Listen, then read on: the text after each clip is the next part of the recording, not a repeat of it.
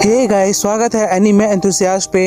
आज मैं even a replica can fall in love का एपिसोड 9 को पूरी तरह एक्सप्लेन करने वाला हूँ। पिछला एपिसोड एक बहुत ही बड़ा ट्विस्ट के साथ एंड होता है। ये एपिसोड आपको रुला देगा, तो वीडियो का एंड तक जरूर से देखना, क्योंकि ऐसी हार्ट ब्रोकन वाली फीलिंग आपको पहले कभी फील नहीं होगी। एपिसोड की शुरुआत होती है स्कूल जिम्नेशियम के बाहर से, जहां लोग प्ले देखने के लिए अंदर जा रहे हैं।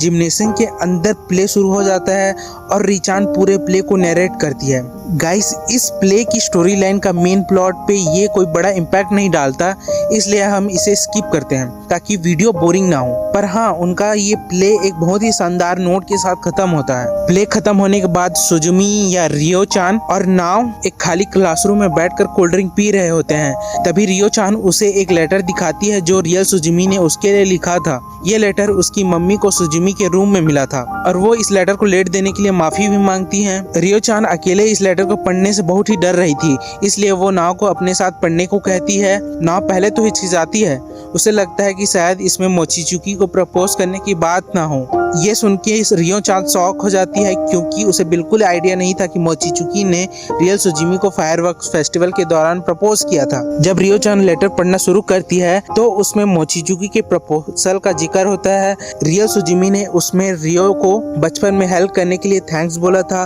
वो बताती है कि कैसे वो ग्रैंडपा के थ्रू हमेशा रियो चान के बारे में, उसकी पेंटिंग्स के बारे में सुनती रहती थी। ये सुनकर रियो चान काफी इमोशनल हो जाती है और रोने लगती है। रियो चान नाव को बताती है कि शायद उसे रियल सुजुमी से प्यार हो गया है। वो 13 सालों से उसे देखना चाहती थी, उससे मिलना चाहती थी। वो उसके लिए हर तरह की फीलिंग फील करती थी, उसे मिस करना, उसे नफरत करना, उसे एडोर करना। वो हर वक्त सिर्फ सुजुमी के बारे में सोचती थी। रियो खड़ी होकर नाव से कहती है कि मैंने तुम्हें बहुत बुरा भला कहा है, उसके लिए मैं तुमसे माफी मांगना चाहती हूँ। नाव एक शर्त पे माफ करने को कहती है, अगर वो अपना रियल नाम बोलकर उसे इंट्रोड्यूस करे। तब रियो चान बताती है कि उसका रियल नाम रियो है, जो उसके मॉम डैड ने उसके लिए रखा था। वो कहती है कि जब रियल सुजुमी ठीक हो जाएगी वो अपने रियल घर चली जाएगी और पूछती है कि क्या नाव उससे मिलने आएगी। नाव प्रॉमिस करती है कि वो फुजिमिया उससे जरूर मिलने आएगी। फिर सीन शिफ्ट होता है लिटरेचर क्लब में, जहां नाव, आकी और रिचान परेशान है कि बची हुई 2 कॉपीज कौन खरीदेगा। तभी रियो एंड मोचिजुकी आकर वो दोनों कॉपीज खरीद लेते हैं। रिचान खुश हो जाती है कि उन्होंने पूरी 200 कॉपीज सेल कर ली है। रियो चान उनकी तारीफ करते हुए कहती है कि वो फैकल्टी से बात करेगी कि लिटरेचर क्लब को बंद ना करे। इसके बाद रियो चान और मोचिजुकी जिम्नेशियम के लिए निकल जाते हैं।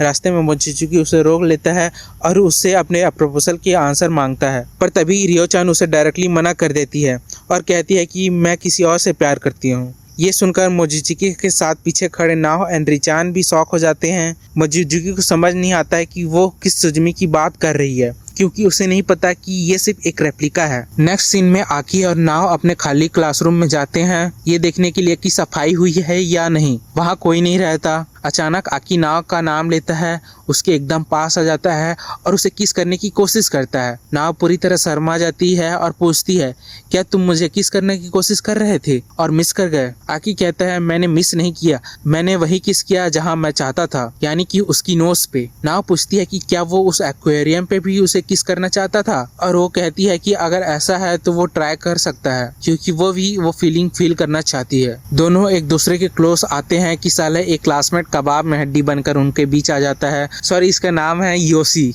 मैं नाम भूल गया था। वो कहता है कि आफ्टर फेस्ट असेंबली शुरू होने वाली है, इसलिए जल्दी चलो। फिर दोनों जिम्नेशियम पहुंचते हैं। रियो चान स्टेज पे खड़ी होकर वोट ऑफ थैंक्स की स्पीच दे रही होती है और तभी एक भयानक ट्विस्ट आता है। स्पीच देते देते रियो चान अचानक से सबके सामने गायब हो जाती है, मतलब डिसअपियर हो जाती है। पूरे जिम्नेशियम में कमोशन शुरू हो जाती है। नाव एकदम शॉक होके आकी से पूछती है कि क्या ओरिजिनल की दिल की धड़कन रुक जाए तो उससे रेप्लिका भी मर जाएगी। फिर सीन शिफ्ट होता है नाव के घर में। नाव घर पहुंचती है, वो अभी भी उसके लॉस में शॉक है। वो चाहती थी कि ये सब एक बुरा ख्वाब हो, पर रियलिटी को तो वो उसे फेस करनी ही थी। स्कूल में टीचर्स इन्फॉर्म करते हैं कि सुजुमी पास्ट अवे लास्ट संडे। सातो हैरानी से पूछती है कि हम सब ने तो उसे संडे को स्टेज पे देखा था, पर टीचर उसकी बात काट देते हैं और बताते हैं कि सिर्फ फैमिली फ्यूनरल होगा और स्कूल में उसका मेमोरियल हेल्ड होगा। फिर क्लास खत्म होने के बाद नाव और आकी साथ में घर जाते हैं। सॉरी, वो दोनों भी एक बीच में बैठते हैं। नाव रोते हुए आकी से पूछती है कि क्या तुम भी मुझे छोड़कर चले जाओगे। आकी सैड होकर कहता है कि काश मैं इस चीज का प्रॉमिस कर पाता। फिर वो नाव से कहता है कि तुम रो सकती हो। नाव उठकर समुंदर की लहरों के पास जाती है और जोर जोर से रोने लगती है और ये एपिसोड यहीं खत्म हो जाता है। भाई ये सीन इतना ज़्यादा इमोशनल है कि इसे शब्दों में बयान नहीं कर सकता। अगर आप इस एनीमे को खुद देखोगे तो आप इस दर्द को और अच्छे से फील कर पाओगे। I highly recommended you to watch it. आपको ये इमोशनल एपिसोड कैसा लगा मुझे कमेंट्स में ज़रूर से बताना। वीडियो पसंद आई हो तो लाइक और सब्सक्राइब हिट कर देना। तो मिलते हैं नेक्स्ट वीडियो में। सो catch you in the next video.